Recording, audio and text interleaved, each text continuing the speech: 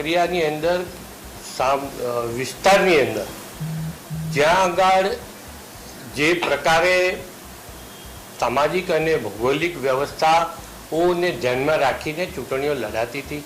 કોઈક વિસ્તારની અંદર સામાન્ય સીટ હોય પણ એ વિસ્તારની અંદર બક્ષીપંથનું પ્રભુત્વ હોય તો ત્યાં બક્ષીપંથ પણ લડાવે. સામાન્ય સીટ હોય તો કોઈક વિસ્તારની અંદર દલિત સમાજના પણ લડાવતા હતા. આ પરંપરાઓ અનેક વર્ષોથી ચાલતું આવતી હતી. આ નવા રોસ્ટર છે, નવી અનામત પ્રથા જે આવશે આ સ્થાનિક સ્વરાજ્યની ચૂંટણીઓની ચૂંટણીઓની અંદર ગઈકાલે જે જાહેરનામું બહાર પડી ગયું, 15 મહાનગરપાલિકા, જિલ્લા પંચાયત, તાલુકા પંચાયત, એ બધાનું કુલ મળીને જે પ્રકારે જાહેરનામું બહાર પડ્યું છે એ પ્રકારે એ નક્કી થયા મુજબ એ પાર્ટી આગામી દિવસોમાં ચૂંટણી લડશે, લડાવશે.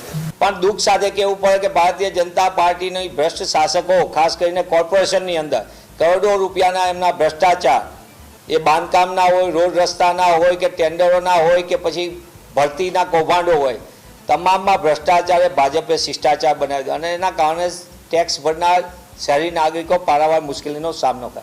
ત્યારે જે રીતનું અત્યારે જાહેરનામું બહાર આવ્યું છે તે જાહેરનામાથી તેમને લાગુ તો કર્યું છે પણ એમની મનસા ક્યાં છે?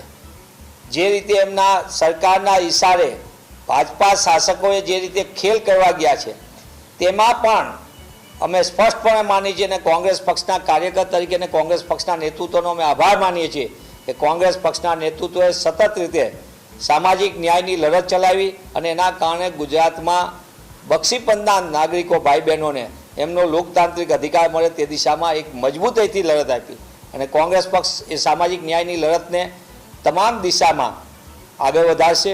તાજેતરમાં હવે આપણે ચૂંટણીના ડંકા વાગી રહ્યા છે, ગમે ત્યારે અનાઉન્સમેન્ટ થઈ જશે બિહારની ચૂંટણી પછી, એટલે આના આધારે થશે.